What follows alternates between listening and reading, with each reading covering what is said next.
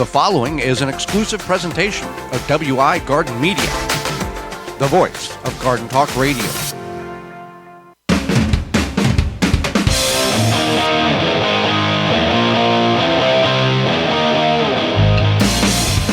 Coming up on the program today, we're going to discuss understanding Hügelkultur, as well as you thought it was hard to can, but they're really easy to do. And our guest is Michelle from michellesgardengrows.com will be with us, and we'll answer your garden questions. The hour's full, so join us. You are listening to the most informationally packed hour of garden-focused radio in the country and on the internet with your host, husband and wife team Joey and Holly Baird. This is the Gardening with Joey and Holly radio show. And welcome to another edition of the Gardening with Joey and Holly radio show. Happy to have you along. Thank you for tuning in. I'm your host, Joey Baird. Beside me is my wife, co-host, best friend, and gardening partner, Holly Baird. This program is for you, about you, to help your garden grow better, to maintain your landscape, grow healthier trees, make your grass look greener, as well as preserving what you grow. Happy you're tuning in and allowing us to be part of your day just for a little bit. Whether you're listening to us on one of the 20 AM and FM frequencies, broadcasting our program here in 2025, through our radio app, through our parent website, the WisconsinVegetableGardener.com, underneath the Radio Season 9 tab at the top of the page, podcast replay, or in-studio video replay, thank you so much for doing so. You want to be part of the program, you can certainly do that by sending us an email to gardentalkradio@gmail.com. That's gardentalkradio@gmail.com, or give us a call, toll-free, coast to coast at 1-800-927-SHOW. 1-800-927-7469. Before we get in the program, Holly, it's time for this week's Joke of the Week. All right, so I used to have a job making furniture out of plants. It was a leafy business. It was a rooty business. I tell you, it was no bed of roses. No bed of roses. Okay. This week's garden joke is brought to you by Rescue.com. American-made rescue products keep your family, home, and yard protected from pests like insects, wasps, hornets, yellow jackets, flies, ants, and more. Learn more at Rescue.com. That's RESCUE.com. So let's talk about Hügelkultur. Okay. So Hügelkultur is a German word. It translates basically as hill culture or mound culture. And so Hügelkultur is not a quick thing necessarily, and it's not temporary. So it's not like a pop-up raised bed or growing in 5-gallon buckets. It is a permaculture. Permaculture just basically means like permanent growing, permanent structure, whatever. Fun fact, the first term meaning hill culture or mound culture was published in German gardening books in 1962. Okay, fun fact. And it's also Eastern Europe as well, not just the Germans. It's kind of throughout that area. So some benefits to this is... First of all, what is it? For people who don't have a visualization, let's draw a picture for them. We should probably talk about that. So basically, it's buried logs and other woody debris buried into the soil, put into the soil to create like a raised garden beds of sorts. But the benefits is they have good water retention, good nutrient richness, and they foster a thriving soil ecosystem.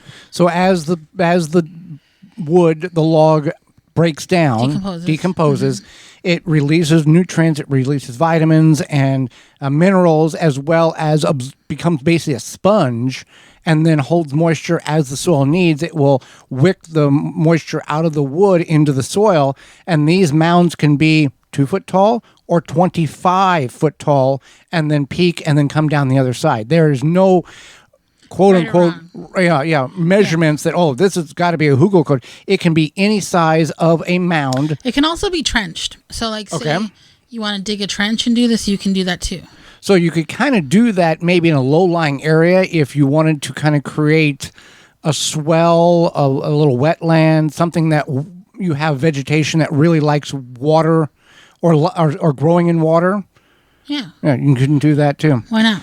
So it's a trench or mound, and it's filled with layers of logs, branches, leaves, other organic matter, and then it's topped with the soil, compost, mulch, whatever you want to call it.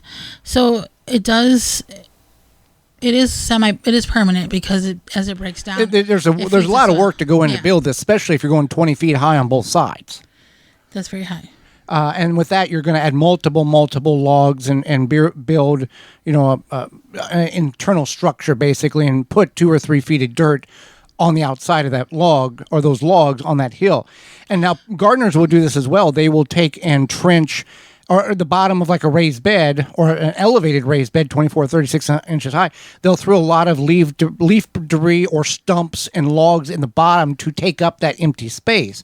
In turn, that is breaking down and holding moisture in a sense of a hugelkultur concept. Break it down. Yeah. So, it's a way to,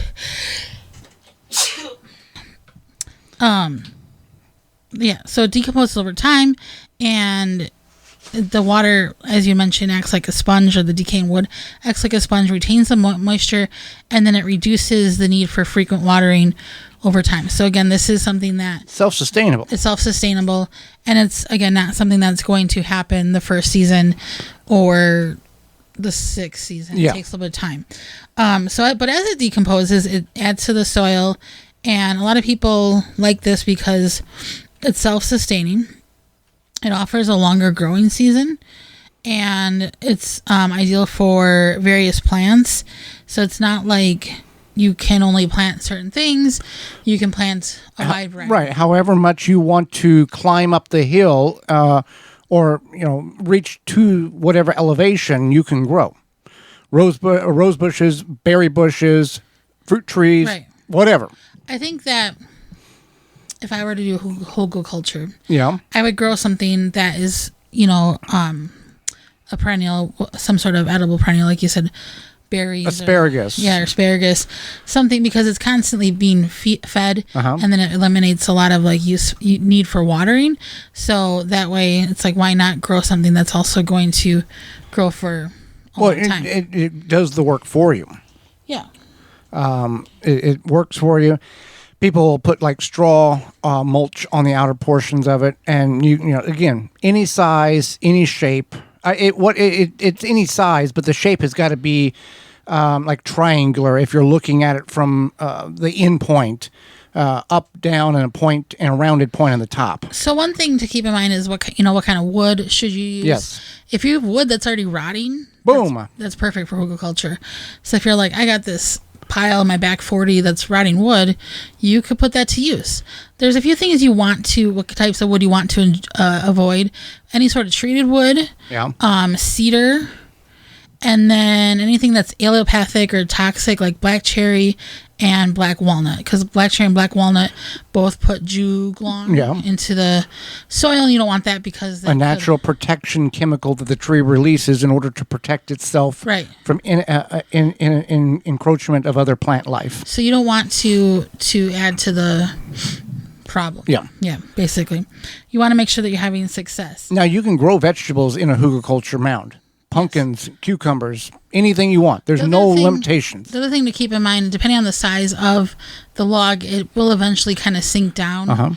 So if you start with, you're like, I want this to be, this certain height and have this hill-looking situation, it's not necessarily going to look like that type of hill. Like if you're trying to build a natural berm, perimeter, or something like that, it's going to sink down. So it's just over time. Right. Now, these big hugelkulturs, this is not something that typically you're going to do with a shovel and a wheelbarrow. When these, and you can go online and look, they are bringing in very large industrial construction equipment, front loaders and bulldozers to create this one-time deal in order to create a hugelkultur of these substantial mounds. And there's certain people that will do 7, 8, 10 of these because they have a very large open area, and they bring in the construction equipment to do this and to do it right the first time. Most of our listeners, most of you guys are not going to go to that extreme, and if you do, good for you, but you can do this on a very small scale in the backyard to create whatever size you need or want to experiment with. I think that if you feel like you are at a standstill with gardening and you want to try something new or different, and you're like, I've already tried these new vegetables, I've tried these new flowers, I need something to try, I would say try hugelkultur. Kind of like a set it, forget it deal. Yeah, and you could also... it's not necessarily, you don't have to ever water. Right. So you can also spend some time doing some research. You can spend some time picking, whatever plants you want to invest in and put into this hugelkultur. So it's a good little project if you feel like I need something different to garden or whatever. I think that's a kind of a fun project. Just like maybe making a specific garden situation. Like I have a little like goth garden, which is dark plants, all different dark plants. So yeah, it can kind of rejuvenate your interest in gardening. Also, you use your topsoil, grass clippings, small twigs, branches, large logs, more grass clippings, leaf debris. That's kind of the consensus of... Like you layer it. You layer it, and it based on the size of it determines the longevity of which this will stay relatively intact, meaning it's not going to implode on itself as the logs and the leaf debris and the wood material biodegrades. Right, and kind of from what I understand is there's no wrong way to do this aside from using the incorrect type of wood, and maybe not being thoughtful about which plants you plant there, but you can always experiment. But it's like, you can pile up logs, you can pile up, as Joey mentioned, twigs, leaves, whatever. Potentially decades this will last. Yeah. So it's not like you're going to mess it up necessarily. As long as you don't use something like treated wood or cedar or the black walnut. Black cherry, So just keep that in mind. Also, if you're going to do this and you're planning on doing this and you're like in the country and nobody's around, have at it. We have to say it. If you are going to do this in a residential area, be sure you talk and make sure you do the right coding, get the right permits. Especially if you're like in an HOA or something. Yeah. Because you don't know what upset people. I mean, if you're everything upsets an HOA. Yeah. Or you just don't tell anybody what you're doing. You start doing this at midnight and only do things at night. Well, Walton's Inc. has some things in which you can utilize that you don't have to do at midnight. Right. So we are brought to you today by Walton's Inc. Listen, insert your joke there. Right. We know you care about where your food comes from, canning, preserving, etc. But what about the meat? At Walton's, you can get all the equipment, seasoning, and supplies to make sausage, jerky, and any other meat product your way to your high standards. And then you can also visit meatgistics.com. They have an informational site to help you make the best finished product.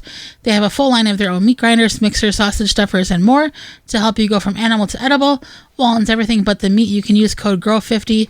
That's GROW50 to save 10% off your orders of $50 or more. When we return, hang out with us. We'll be discussing, I've heard it's hard to can, but really, in reality, it is not. You're tuned in to the Gardening with Joey and Holly radio show. Got a question for Joey and Holly? Send it via email anytime to gardentalkradio@gmail.com. Good garden tools make gardening easier. Wisconsin-made Cobra Head tools simplify weeding, cultivating, digging, and planting. Favorites of professional gardeners, Cobra Head tools are durable, ergonomic, and easy to work with. Visit cobrahead.com and use coupon code SOIL for 10% off your order. David J. Frank, Southeastern Wisconsin's leading landscape company, is a landscaper you need. Their award-winning services include everything from lawn care, landscape maintenance, design, construction, renovation, irrigation, sustainability, and more. Big or small, let the experts at David J. Frank handle the hard work for you. Find out more at davidjfrank.com. Mantis garden tiller cultivators are the perfect solution for any garden. With their gas-powered 2-cycle or 4-cycle engine, these powerful machines can till 9 or 16 inches of land without you breaking a sweat. And it doesn't stop there. Mantis's optional attachments allow you to aerate, plow, and more with the snap of a finger. Engineered with durability in mind, Mantis tiller cultivators will be your guaranteed garden companion for a long time. You can find more out and details at mantis.com.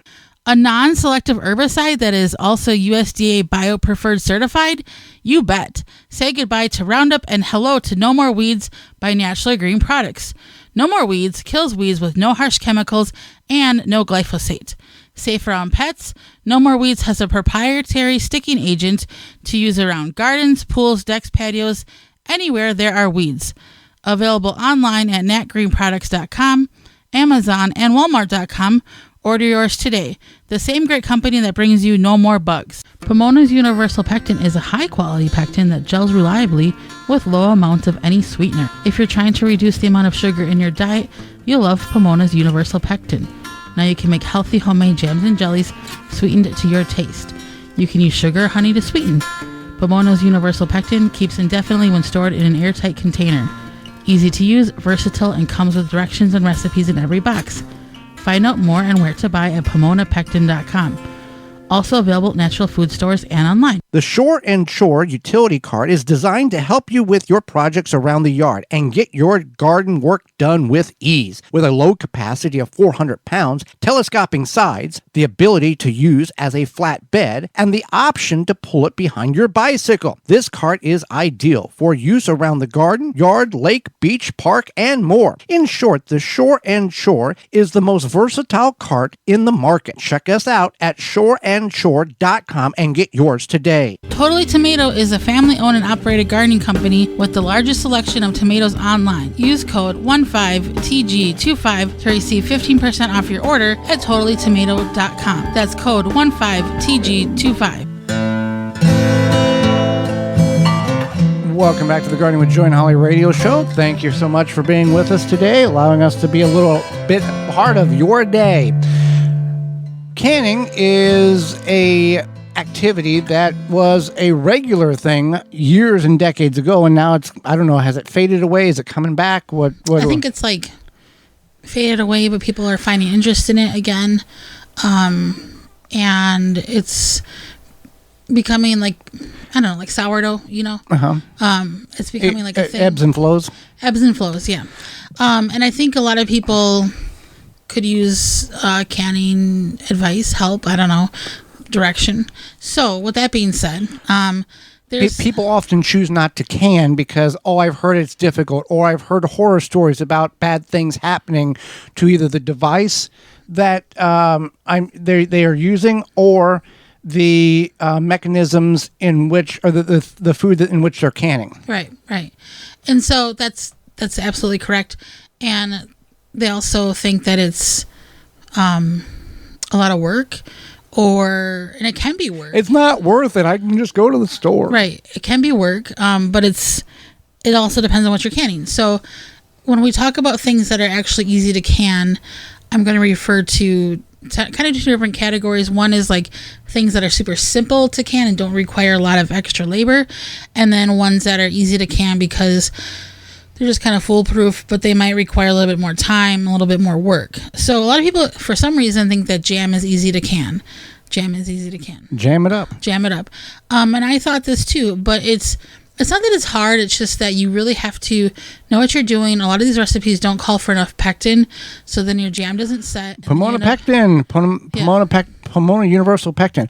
Also, with the jam, with any of these canning recipes, this is a time-sensitive thing. It's got to be done in a boom, boom, boom manner. It's not like, I'll do a little bit now, go out, mow the grass, and finish it this afternoon. Yeah, except for like maybe pasta sauce or something that you have to cook down. For 98% of the items. So anyway, let's talking about jam. It does take a little bit of finessing, if you will, but using the Pomona Universal Pectin is helpful, and also just making sure you have some patience, because sometimes you do have to cook stuff to a certain temperature, etc. And that's what makes it a little bit more complicated. Now, if you want something super easy... What's the difference between jam and jelly? They're the same, but jelly usually has fruit chunks in it. Okay. And which one can be made just from juice alone? That's jelly. No, I'm sorry. Jam has fruit chunks. Jelly does not. And you can go get a bottle of juice basically from the grocery store and turn it into jam. You can. Yeah. Yes. Okay. So you can make like grape jelly, guava jelly. Any flavor you want. Pineapple. You got to watch the sugar, right? Or is that a concern? You have to use a certain amount. Right. Yeah. So anyway, some things that are really, really simple to can and don't typically take a lot of effort is whole fruit. Now, if it's whole fruit, you do have to peel. So like we used to can a lot of peaches. You have to peel the peaches, but that's pretty simple to do. You can just do like a little blanching method where you put them in hot water and put them in an ice bucket or ice bath, and then they peel pretty easy. And a peeler will also with time. Yeah. Now with all of these, it's either half pint, or quart. You're not That's about the size in which you don't can anything in a half gallon. No, half gallon. The only thing you can can is grape juice and apple juice. I believe so. Yeah. So, let's just stick here. The salsa. And so I want to talk about things that are simpler to can. So whole fruit is one, or like fruit chunks, whatever, and that includes also tomatoes. So if you're trying to do like stewed tomatoes, pretty simple. Again, it's just like the peeling. It doesn't require a lot of cooking process. This is the stuff that you can just can. I don't want to say quickly, but it's a little bit less labor intensive than other things. But with tomatoes, you got to add some lemon juice or acidity to that. Yeah, but that's not like difficult. No, it's not difficult. Talking about the process here. Right, yeah. And then anything pickled, but cucumber pickles, for the most part, pretty simple. You just usually cook it a little bit, add the vinegar, whatever spices, the brine, including like pickled peppers, we did pickled Swiss chard. Swiss chard stems. That was weird. You can do pickled asparagus. Yeah. You can do pickled zucchini. You can do dilly beans. Dilly beans. You can do corn salsa. Yeah, so we'll get to salsa. Yeah. But anything pickled, that is pretty simple for the most part. But pickled cucumbers, it's not that it's complicated, but you have to have the right cucumbers.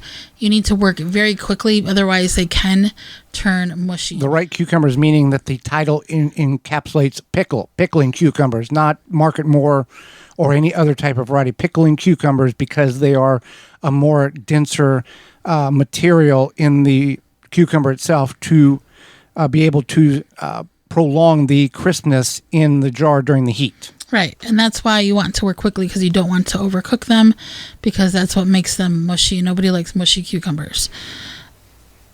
Gross. Okay, so we have cucumbers, whole fruit. Now, things like salsa and pasta sauce kind of go hand in hand. They take a little bit more work because you have to do some chopping, or you have to do some straining, or you have to do some sort of like breaking down preparation.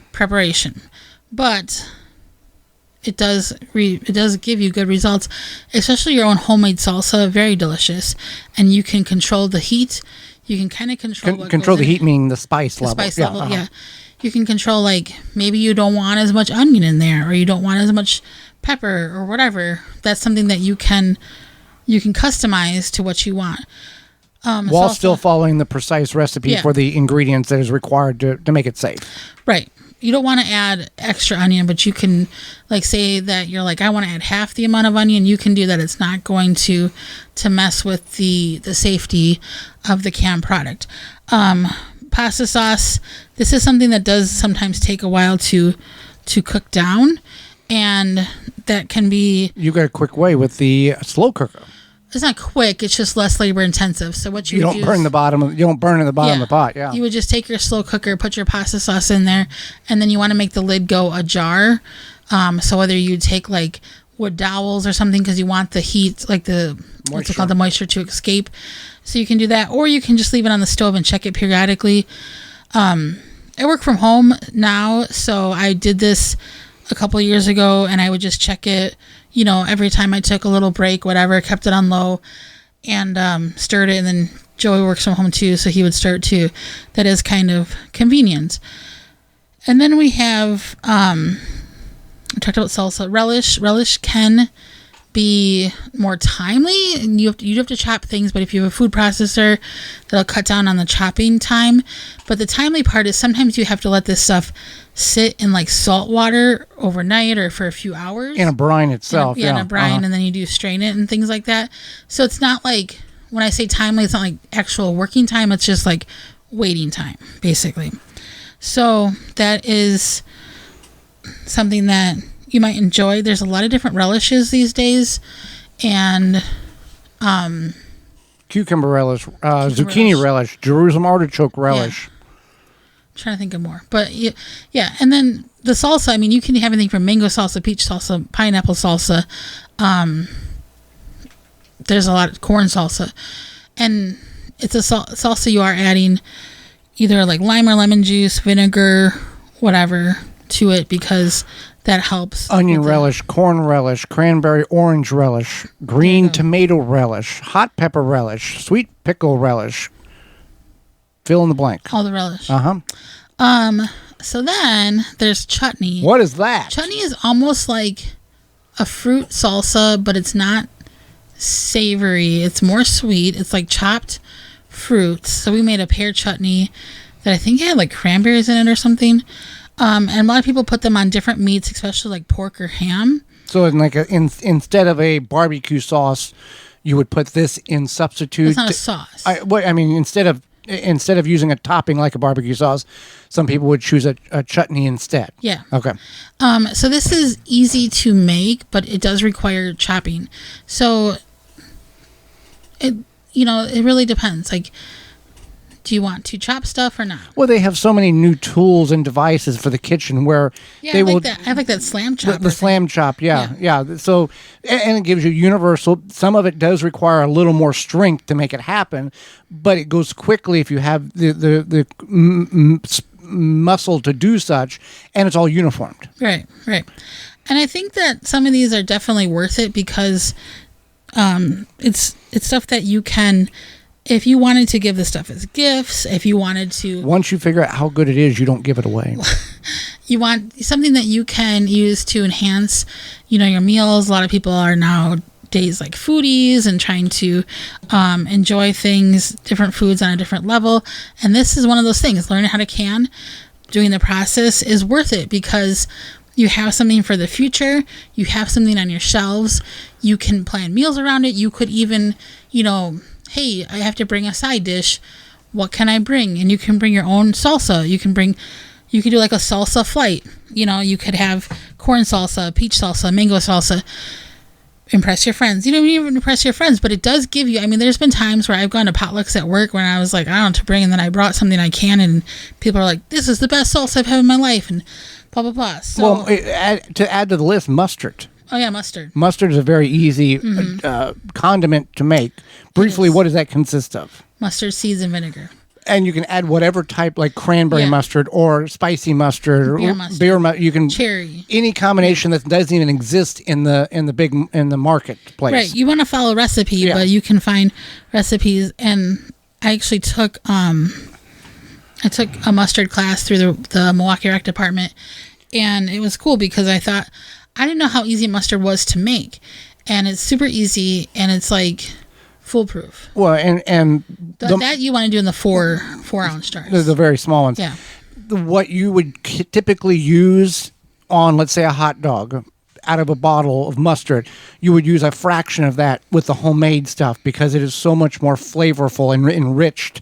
Not so much like burn your mouth up, but there's so much more flavor to it compared to what's in the yellow bottle that you buy off the shelf.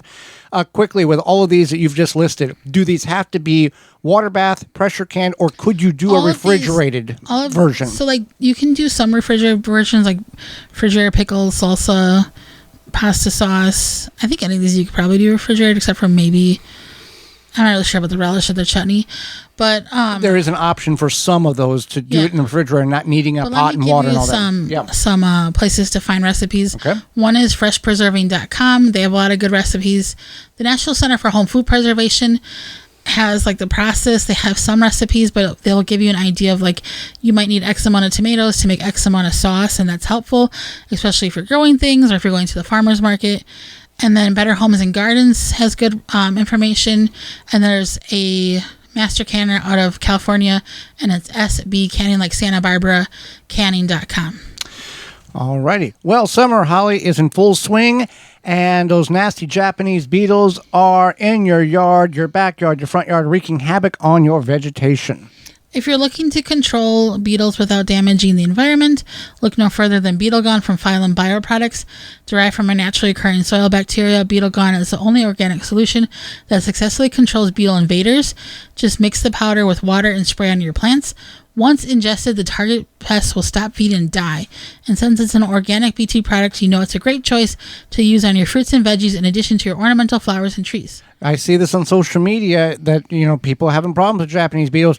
Beetle Gone is the answer. BeetleGone.com. It works, and it's the only product out there that is beneficial, that is safe around beneficial insects such as ladybugs, butterflies, and bees, and has no water toxicity. BeetleGone.com. It will work. BeetleGone.com. Hang out with us when we return. Michelle from Michelle'sGardenGrows.com will be with us. You're tuned in to the Gardening with Joey and Holly radio show. Have a garden question? Give Joey and Holly a call now or anytime 24/7. Just dial 1-800-927-SHOW. If you can't get through, leave a message and they will call you back. Call now 1-800-927-SHOW. Azure Standard is America's premier family-owned online store for organic foods and healthy products for your home and garden. They deliver directly to families and commercial customers through over 3,500 drop points across all 50 states. Azure Standard strives to make grocery shopping easy, bringing all your needs to one convenient pickup location. As a trusted national health food distributor, Azure Standard offers bulk and specialty health foods to communities nationwide. With over 12,000 products, each one is approved and carefully sampled to ensure the highest quality. Azure Standard holds firm to non-GMO, organic, and natural standards. From food and beauty products to household items, nutritional supplements, animal care, hobby supplies, and even garden essentials, Azure Standard truly has everything for your daily living. Visit AzureStandard.com, that's AZURE Standard.com. Use promo code Joey and Holly 15 at checkout to get 15% off for new customers who open an account for the first time and place a minimum order of $100 or more, shipped to a drop location of your choice. That's code Joey and Holly 15 at AzureStandard.com. Azure Standard is AZURE Standard.com. Jung Seed Company is a family-owned and operated gardening company since 1907 with the largest selection of seeds and plants online. Use coupon code 15TG25 to receive 15% off your order at jungseed.com. That coupon code is 15TG25 to save 15% off your order at jungseed.com. R.H. Shumway is a family-owned and operated gardening company with a large selection of seeds and plants online. You can use code 15TG25 to receive 15% off your order at rhshumway.com. That's code 15TG25. Garden like a pro in 3 easy steps and receive customized fertilizer recommendations for your garden or lawn. Soil Savvy helps you determine what nutrients your plants need to thrive. Never again over-apply nutrients they don't need. A patented process that makes you a smart gardener. To get your soil test kit, go to mysoilsavvy.com. Have insects such as aphids or fungal gnats invaded your plants? Fight back with Summit Year-Round Spray Oil and Summit Mosquito Bits.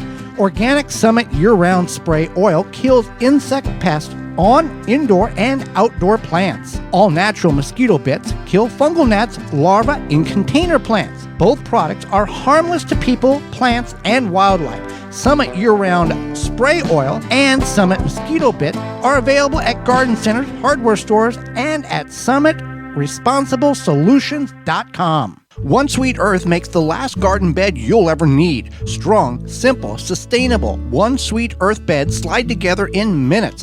No tools, no rot, no junk. Durable, non-toxic, woman-owned, made in the USA. Visit OneSweetEarth.com. Save your back. Easily and quickly remove trees and shrubs from your property with the Weed Wrench. Find it at weed-wrench.com. Made in the USA. Use coupon code WEED to save $10 off your Weed Wrench at weed-wrench.com. Welcome back to the Garden with Joey and Holly radio show. Thank you for allowing us to be part of your day just for a little bit. Happy to have you along. Miss any of those coupon codes? Want to find out more about all the companies that financially support the program to allow you to hear it each week on your favorite radio station? The WisconsinVegetableGardener.com underneath the Money tab and Season 9 tab at the top of the page. Well, Holly, let's go to the hotline and bring in our guest for this week. Michelle is a registered nurse and passionate home gardener, helping you grow food and find calm. She shares organic gardening tips, inspirational and practical tools, and resources to support your journey toward a productive and peaceful home garden. She shares this on her website, Michelle's Garden Grows. Welcome to the program, Michelle. Thank you for having me. Well, thank you for taking time out of your day, not only to educate Holly and myself, but all of our listeners.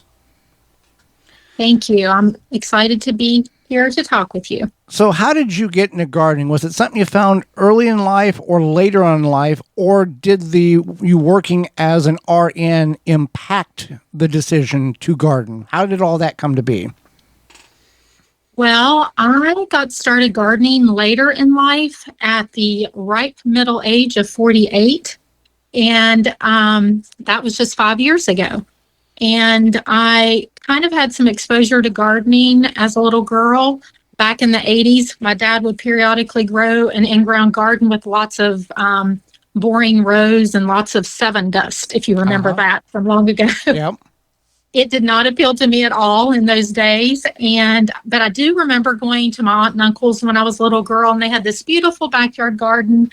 And I used to play and pretend like little children do outside back in those days. And I think that's when the seed was planted about gardening for me. But as I got older, I wanted to explore gardening, but life didn't really give me the time for it. And I did work as a registered nurse for many years in healthcare and stepped away for a season to raise my kids, care for family, help my husband with lots of endeavors. So I spent a lot of years pouring into other people's lives. But in 2021, life finally gave me a bit of a margin to start checking out gardening. And I realized I'd never had a hobby. So my husband got to work and helped me build a wonderful space in our backyard. And you were asking about the impact as an RN with gardening. Yes. I would say that my training as a nurse and working as a nurse definitely influenced my love for gardening, because I've always been drawn to science, and we know that there's a lot of science in gardening. I've always been drawn to caregiving and paying close attention to little details. And believe it or not, nursing and gardening might seem kind of different, but they actually have a lot in common. And things like nurturing life, whether it's caring for plants or people. As a nurse, and observational skills, you need sharp observational skills to notice small changes and respond quickly. And also the science, as already mentioned, and the impact of health. I noticed a lot of chronic diseases could often be traced to our lifestyles or to people's lifestyles. And, wellness includes not only nutrition and fitness, but also stress management. Email anytime to Garden Talk Radio. And I'm sure you guys are very well aware that research is showing more and more how gardening is so important to health, and time in green spaces lowers stress and blood pressure and helps with a number of different diseases and increases our serotonin and dopamine. So I would say that's how the nursing really ties into gardening for me. That's really true. There's many benefits, not just from getting vegetables or flowers, but just the health benefits as well. And there's so many studies on that. So you grow in metal garden beds. Why do you grow that method and maybe not other methods? Well, those are our main method of gardening, is with the raised metal garden beds, but we also have green stock planters, vertical planters, grow bags, and we do have an in-ground flower bed. But what really got us started with metal garden beds, because that's our main way of gardening, is that when we started gardening in 2021, we took some shortcuts, and you probably heard, I don't know if you've heard the phrase that the cheap pay twice. Right. And so we definitely paid twice, because it took us a good bit of work and expenses to get our space in our backyard ready to put a kitchen garden. And so we kind of took some shortcuts with the raised beds at the time. It was in 2021, and I think that's when lumber prices were really high. Uh-huh. And we used some untreated pine. And after 4 years, those pine beds, the wood beds, were completely rotting and giving us all kinds of problems. So we switched to the metal garden beds, Birdie's beds. And I would say the biggest reason is durability, because, like I said, started gardening in middle age, and we're not getting any younger. And so durability is really important. We don't want to have to go back out again in 4 or 5 years, maybe 10 years, and have to replace boards and that type of thing. So durability, and I would also say they're very customizable. The beds can be organized in different shapes. One bed can be organized in 5 different shapes, so they're very customizable. And really, the aesthetics was really important to me as well, because the style of home we have like a colonial style home, and we got the kind of steel gray, charcoal gray beds, and they really kind of make the space look like it's an extension of our home. And so I would say the aesthetics also. And you can also get really good soil control in the raised beds that you might not be able to get in in-ground beds, depending on where you live.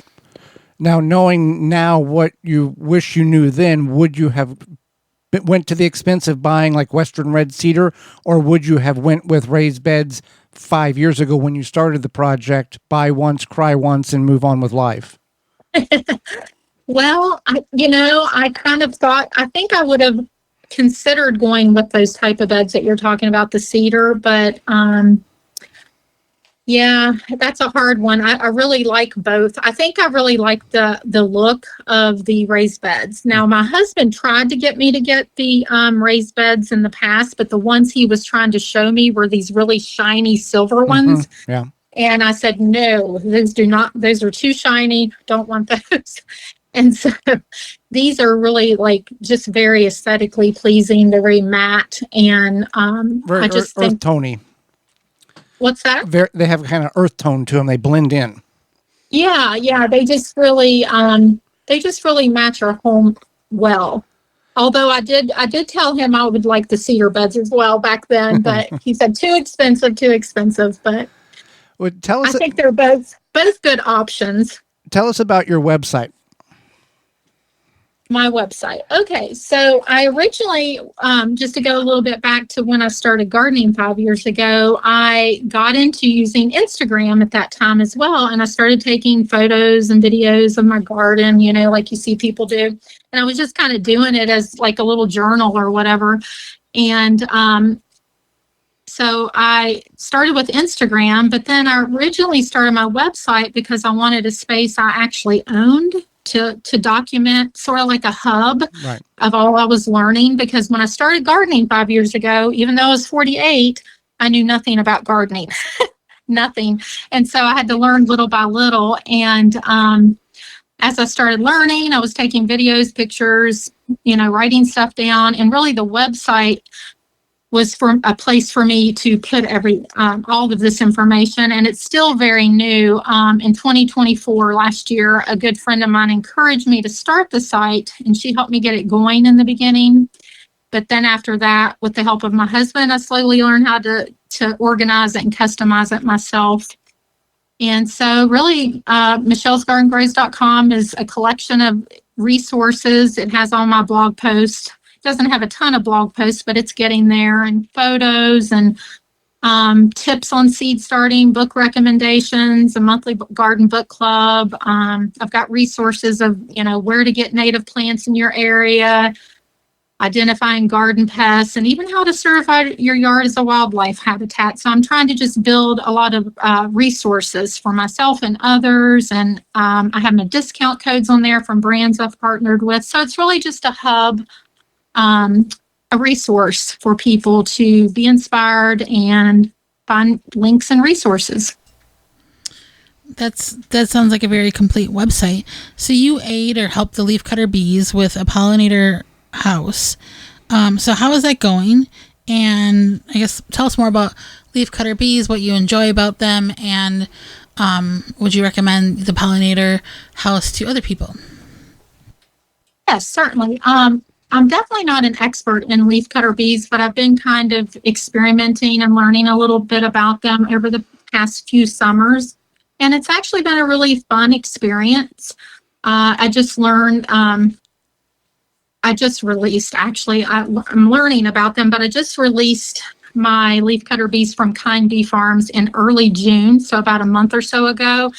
And the females have been super busy building their cocoons in the nesting tubes of the pollinator house. So I got a pollinator house, and it comes with little leaf cutter bee cocoons. And when you open the little package that they come in, it's got like a little plastic lid that's breathable so they can breathe. Some of them emerge before you open it, and some emerge afterwards, like weeks later.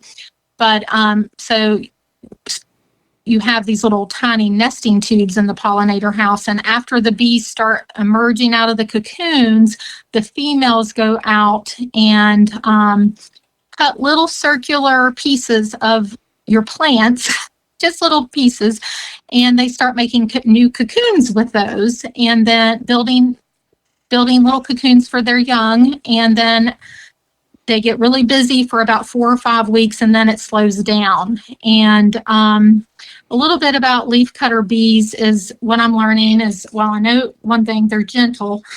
They're non-stinging and gentle. That's a big thing to know.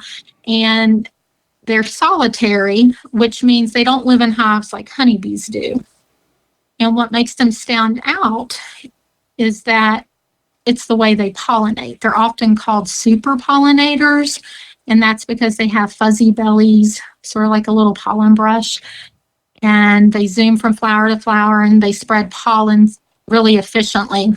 And my understanding is unlike honeybees, they don't groom the pollen off their bodies. So more of it actually gets transferred to plants, which is supposed to mean better pollination, especially for things like squash, cucumbers, and melons. And I definitely need help with that because I have a tough time with squash and cucumbers because of squash vine borers and cucumber beetles in this area.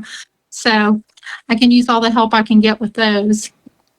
And the pollinating bees, they do overwinter, my understanding, right? So you can, based on the species? Yeah, they're supposed to be able to overwinter, but it takes, there are some possibilities that could happen, though. I understand that they could get mold, and so you have to be very diligent to store them properly. Like I said, I did that last year, and I don't think I did everything exactly right the first year, so I wasn't as successful with that, but I did get a new order of the little bees this year, and I'm going to try that again and see if I have better have more success with it. But yes, you are supposed to be able to overwinter them, but you have to keep it. There's certain things you have to do to keep them clean and keep it stored properly. Well, Michelle, we greatly appreciate the time and the information. How can people, again, find your website and find all your blogs and your Instagram? You can find me at michellesgardengrows.com, and it's Michelle's Garden Grows on Instagram, YouTube, and Facebook as well. Michelle, thank you so much for your time and your information. Thank you so much. It's been a pleasure speaking with you. Absolutely. Have a great summer. Absolutely. You as well. And when we return, it's going to be your garden questions and our garden answers. You're tuned into the Gardening with Joey and Holly radio show. Got a question for Joey and Holly? Send it via email anytime to gardentalkradio@gmail.com. 4-Jar Canning Supply, your one-stop shop for all your canning needs, where old ways meet new in every jar. They are a family with decades of home canning experience, offering top-quality products and outstanding service. Never run out of canning lids again. Whether you're a seasoned canner or just starting out, their extensive range of canning products will elevate your canning game. 4jars.com. Inspired by the homemade preserves of our childhoods, they want to share that same joy with you. They deeply care about your family's health and understand the importance of homemade, nutritious meals. That's why they offer high-quality products to help you preserve your food. Quality canning lids, pressure canners, vacuum seal machines, and all the tools you need to get the job done. 4Jars has you covered. Our canning lids provide the perfect airtight seal for any regular, wide, or gym-sized jar. With the thickest lids on the market, they provide long-lasting freshness, up to 18 months, and are rust-resistant, ensuring your preserves stay secure. Use code 4jars25 to save 10% off your order at 4jars.com. That's FORJARS25 to save 10% off your order at 4jars, FORJARS.com. Check out ivorganics.com. It's America's leading garden product YouTube channel. IV Organic products are innovative, organic, effective, and proudly USA made to help you achieve your best growing season. Use coupon code RADIO10 at checkout and save 10% on your entire order at ivorganics.com. That coupon code again is RADIO10 to save 10% on your order at ivorganics.com. If you could double the life of your raised bed boxes by sealing the wood with a clear, non-toxic wood preservative, would you? Well, now you can with a clear, penetrating product called Internal Wood Stabilizer. It's 100% non-toxic and easy to apply. Seal your untreated wood surfaces, even chicken coops, by spraying on Internal Wood Stabilizer. It's invisible, seals the wood from the inside out, and never wears off. Recommended by organic gardening experts. Internal Wood Stabilizer. Check it out at timberprocoatingsusa.com. Vermont Bean Company is a family-owned and operated gardening company with the largest selection of seeds online. Use coupon code 15TG25 to receive 15% off your order at vermontbean.com. That coupon code is 15TG25 to receive 15% off your order at vermontbean.com. Welcome back to the Garden with Joey and Holly radio show. Happy to have you along. It's time for your garden questions and our garden answers. By the way, if you want to find out more information about the sponsors and support the program financially to allow them to be heard on your station each week, the WisconsinVegetableGardener.com underneath the Season 9 tab at the top of the page. Garden question answer time. Send your questions on over to gardentalkradio@gmail.com. That's gardentalkradio@gmail.com. Or you can give us a call toll free, coast to coast, 24/7, 365. That number is 1-800-927-SHOW. 1-800-927-SHOW. If we don't pick up, leave a message and we will get back to you with the answer to your question. Okay, so first question here is I have harvested my turnips and the roots are damaged with half tunnel-like scars. What happened? Okay, so you probably have the turnip root maggot. They are larvae of small flies that burrow into and feed off the roots of turnips and other cruciferous vegetables. These pests can cause significant damage, resulting in stunted growth, wilting, unsightful tunneling scars in the roots. Though the damage may be external, you can cut that portion out and still consume the root or the edible portion of the plant. You can plant turnips and other root crops turnips are kind of considered a cool weather crop, so is rutabagas, radishes. You can plant these later in the season to effectively strategize against planting them during the springtime when the root maggot fly and the adults are laying eggs and hatch. So you can wait until mid to late summer to plant these or do a fall planting, and that will help. Now, if you are in the situation like this individual is, there's not much you can do right now. However, avoid planting turnips in the same location for 3 years. Disrupt the life cycle there. Make sure if you're going to plant them in other portions of your garden, they're significantly farther enough away from the area that is infected. You can use floating row covers. You can use yellow sticky traps, beneficial nematodes, solarization of the area to bake the soil to kill the pupil of the larva. So there's things in which you can do later, since the rutabagas, the turnips, whatever you're growing may already be affected now, radishes. So it is the turnip root maggot. So you can look that up and do your research on what's going to be best for your particular garden. All right, I have pine cones I've placed around containers to keep cats and squirrels from digging in them. Is there something additionally I can add to the pine cones to repel the squirrels? Yeah, I don't know, would chili powder work? Chili powder would work, yeah. Because they don't like that because then they'll get it in their noses. Yeah, ingest them. Yeah. What else? Chili powder would be fine. Chili powder would probably be the best. Now, you're going to have to reapply in some instances based on how much it rains or you water. in order to keep that powder fluffy and dry. But typically in this situation, that's why some bird seed manufacturers include this, is because birds don't have the ability to pick up that sensory. They don't have that sensory mechanism in their taste buds in order to pick up that spice. Squirrels do.